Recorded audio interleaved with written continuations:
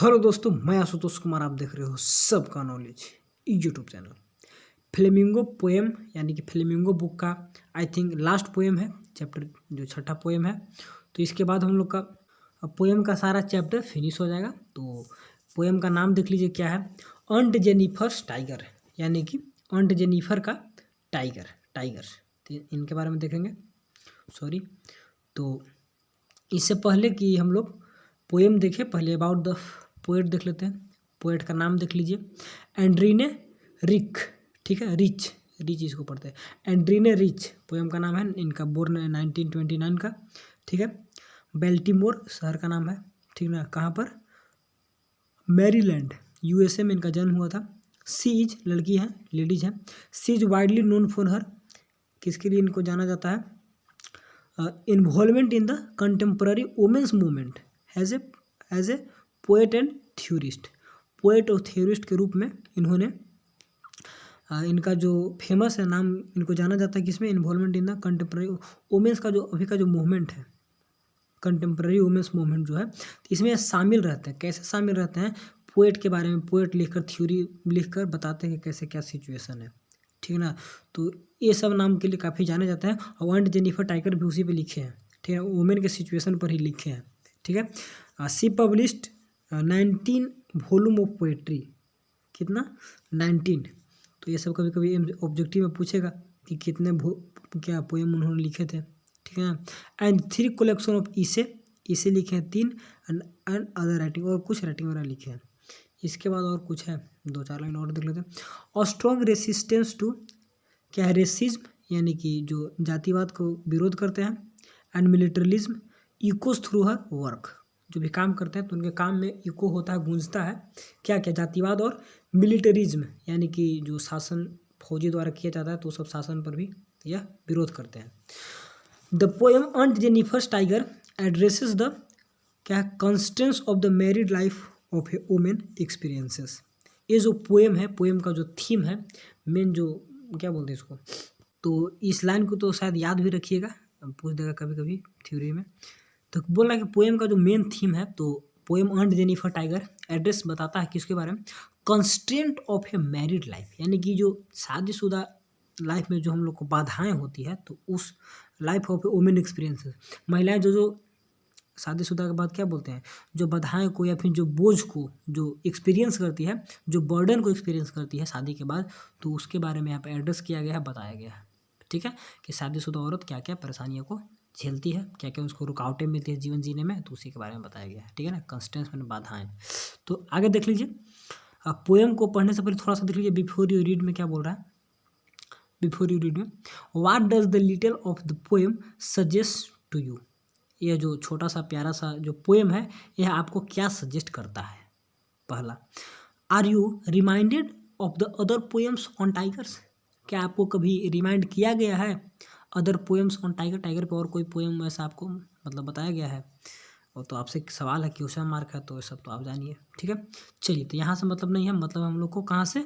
Downward से, नीचे से। ठीक है, और थोड़ा सा ऊपर से भी मतलब है, कभी कभी पूछता है ऑब्जेक्टिव वगैरह, तो दोनों का देख लेना है। तो ऊपर में देख लिए, अब थोड़ा सा नीचे से देख लीजिए। चलिए, and Jennifer tigers princess across a screen.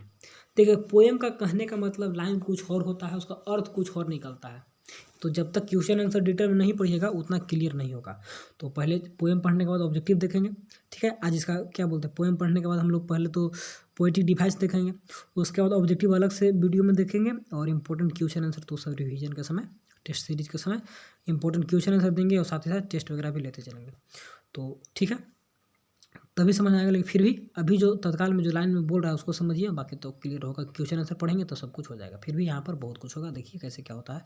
तो correct, Aunt Jennifer's tiger prance across a screen. देखिए, अब क्या, bright traps design of a world of green. कहने का मतलब जो अंट जेनिफर का जो टाइगर है, प्रांस हमने होता है उछलना कूदना, एक्रॉस ए स्क्रीन, एक स्क्रीन पर उछल रहा है, कूद रहा है। अब कौन स्क्रीन है आगे पढ़ेंगे तो क्लियर हो जाएगा। ठीक है, चलिए, bright topaz design of a world of a green. अब देखिए, ब्राइट टोपेज से इसको मतलब कंपेयर किया गया है। ब्राइट टोपेज होता है कि टोपेज एक पत्थर होता है, तो चमकता हुआ पत्थर से इसको कंपेयर किया गया है। ठीक है ना, denizens of a world of green, तो यहाँ पर क्या हो रहा है, किसी एक महिला है जो अंड जेनिफर है, और टाइगर को बना रही है, चित्र बना रही है, और फ्रांसिस यानी कि उछल कूद रहा है। देखिए टाइगर का फोटो देखिएगा, तो टाइगर उछल कूद रहा है। तो क्या करेगी, कपड़ा पर स्क्रीन रख कर ऊपर से उसको कढ़ाई किया जाता है कपड़ा को, तो कढ़ाई कर रही है कपड़ा को, ठीक है ना, कढ़ी करना होता है। तो उस पर कुछ डिजाइन बना रही है, इसको कंपेयर कर रही है किसको, ब्राइट चमकता हुआ जो पत्थर होता है उससे, ठीक है ना। And denizens of a world of a green of the green, यानी कि जो हरे भरे संसार है तो उसका क्या है, एक राजा है जो ग्रीन जंगल होता है। तो ये जो यहाँ पर डिनाइजेंस जो देख रहे होंगे, ये वर्ड मीनिंग इसका यहाँ पर अर्थ दिया है कि देखिए डिनाइजेंस मतलब क्या होता है, ए पर्सन और एन एनिमल और प्लांट दैट लिव्स ग्रो और is often found in particular place, मतलब कि वैसा व्यक्ति या जानवर जो कोई खास प्लेस से पाया जाता है, यानी वहाँ का निवासी होता है। तो वही बोल रहा है कि इसे ये काफ़ी भव्य है और ये क्या है, ग्रीन वर्ल्ड का निवासी है, काफ़ी नीडर भी है। कि इसको टाइगर के बारे में बोल रहा है। दे डू नॉट फियर, देखिए आगे लिख दिया, उसे डर नहीं है, किससे, the men beneath the tree and the pace in the sleek क्या सिल्वेरविक सर्टेनिटी। अब देखिए यहाँ पर इस लाइन को समझना होगा, और डर वगैरह तो है नहीं किसी से, और साथ साथ बोल रहा है कि the pace in sleek, sleek में होता है चमक, तो वे जब चाल चलते हैं तो उनके चेहरा पे चमक दिखता है। एंड क्या है, सिल्वेरिक सर्टेनिटी, यानी कि पूरा उत्साह उनके अंदर दिखता है, मतलब सर्टेन रूप से क्या बहादुर होता है ना चेहरा, क्या बोलते हैं इसको, शेर का, तो उस टाइप से इसके दिख, इसके अंदर में निडरता को दिखा रहा है, ठीक है।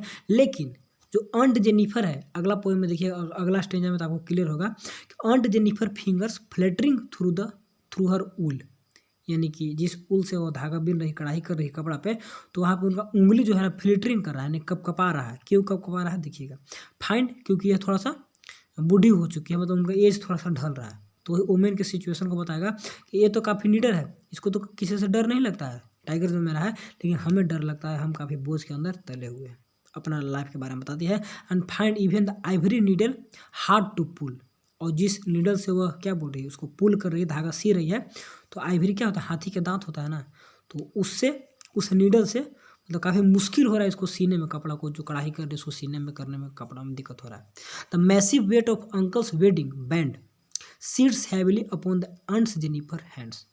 अब देखिए मैसिव वेट यानी कि बहुत ज़्यादा वेट के बारे में बोला, किसका, अंकल्स का वेडिंग रिंग, जो शादी में रिंग मिला था अंकल द्वारा, तो उसका काफ़ी वेट है। तो क्या रिंग का वेट होता है, रिंग तो हल्का होता है, तो वेट किसका होगा, बोझ, शादी का बोझ के बारे में बता रही है। तो यहाँ पे क्या कर रही है, मेटाफर कंपेयर करके बता रही है ना, तो शादी का बोझ बहुत ज़्यादा है। And sits heavily upon aunt tigers hands, और काफ़ी मतलब कि मजबूती से, तेज़ी से कहाँ पे बैठा हुआ है, जो बोझ है अंट जेनिफर के हैंड, हाथों में बोझ है, काफ़ी मजबूती, जो कंगन से कंपेयर करेगा, जो कंगन मेरे हाथों में आ गया तो काफ़ी बोझ लेकर बैठा हुआ है मेरे हाथों में। Sit heavily upon the aunt Jennifer hand, जिस हाथ से मैं कपड़ा को बूथ रही हूँ, ठीक है। तो दोनों को कंपेयर करिए, एक अपना टाइगर को बता रही है, ये नीडर है पूरा, इसको तो किसी से मतलब है नहीं, एक मैं हूँ जो काफ़ी बोझ के तले अंदर दबी हुई हूँ, ठीक है ना। और आपका लास्ट स्टांजा देख लीजिए,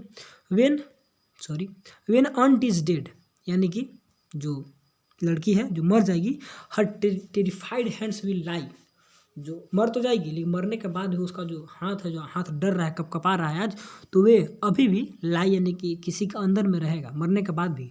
still ring with the ordeals and she was mastered by, यानी कि अभी जिस द्वारा वो मास्टर की जा रही है, जिसके द्वारा वह नियंत्रित की जा रही है, तो मरने के बाद भी नियंत्रित की जाएगी। स्टील रिंग जो है उसके हाथों में बना हुआ है, मतलब वो रिंग तो है, एक और रिंग है जो कि वो घिरी हुई, पूरे परिवार का बोझ लेकर घिरी हुई है, तो उससे घिरी रहेगी मरने के बाद भी, ठीक है ना। ओडस जो कठिनाई परेशानियाँ, तो उससे मतलब कि इसको निडर, मतलब कि डर के में हमेशा घिरी रहेगी मरने के बाद भी, तो वही बता रहे मरने के बाद भी, जिंदा में भी है और मरने के बाद भी। The tiger in the panel, जो शीशा पर पैनल जो टाइगर को बना रही है, दैट सी मेड जो बना रही है, विल गो ऑन प्रेंसिंग, वह तो उछलते कूदते रहेगा, प्राउड पूरा गर्व महसूस करेगा, अनफेड, वह डरेगा नहीं।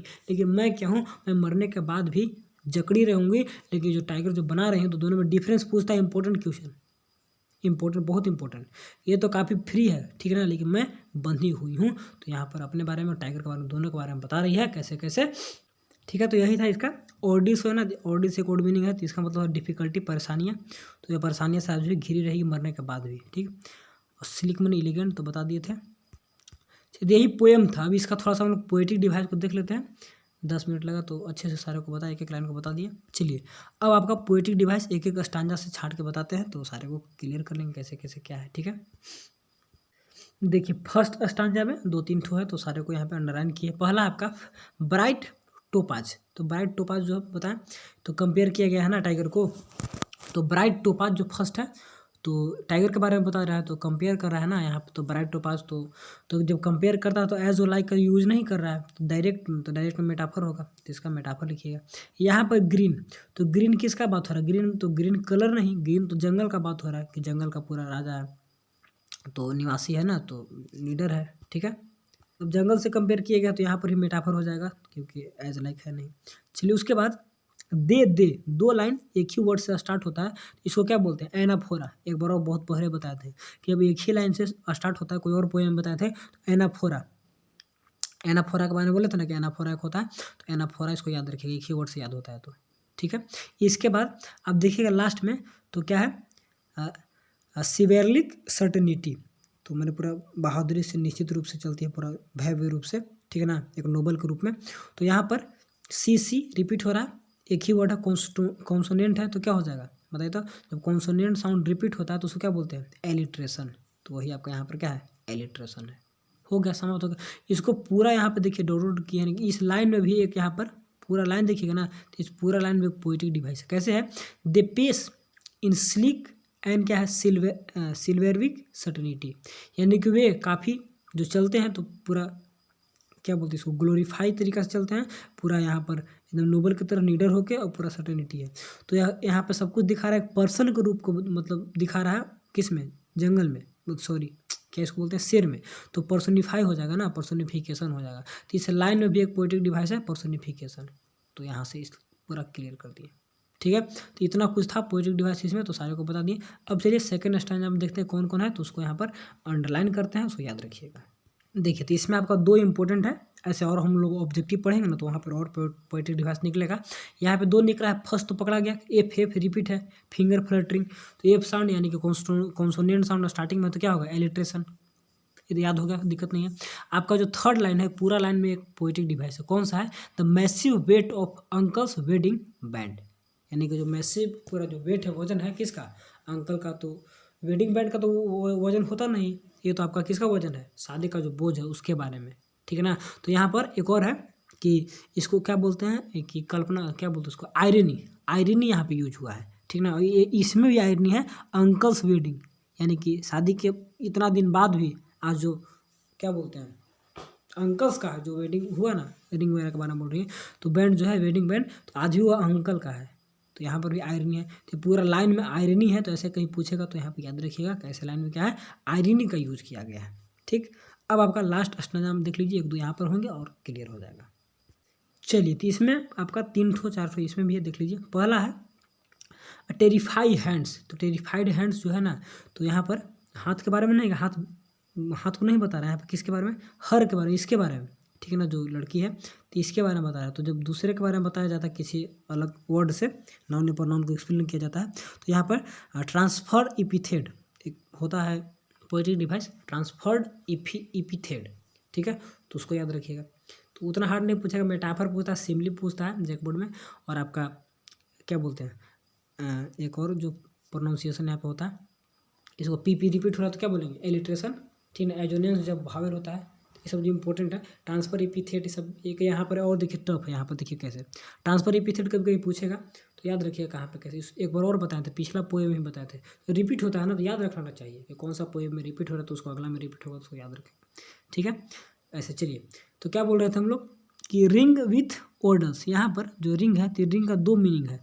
पहला तो जो रिंग होता है, जो रिंग पहना जाता है, और दूसरा रिंग होता है कि जिससे यह घिरी हुई है, पूरा जो बर्डन है, शादी का बर्डन से घिरी हुई है, ठीक है ना, पूरा जो डिफिकल्टी परेशानियाँ के साथ। तो दोनों मीनिंग है, एक वर्ड से 2 मीनिंग, तो 2 मीनिंग निकलता है, तो यहाँ पे एक यूज होता है पन, ठीक है ना, PUN, तो पन पोएटिक डिवाइस का यूज हुआ है, ये भी याद रखिएगा। और लास्ट लाइन में तो यहाँ पे बता ही दिए कि एजोनेंस हो गया, सॉरी एलिट्रेशन हो गया, PP रिपीट है, और दोनों लाइन देखिएगा, यानी कि थर्ड और फोर्थ लाइन में, तो दोनों में मिलाकर एक यहाँ पर पर्सोनिफिकेशन है, टाइगर को पर्सोनिफाई किया गया है कि टाइगर्स पैनल दैट सीमेड क्या है, विल गो ऑन प्रांसिंग प्राउडिंग अनफेयर्ड, तो इससे तो पर्सन का गुण किसी में दिखाया जाता है तो वहाँ पर्सनिफिकेशन होता है।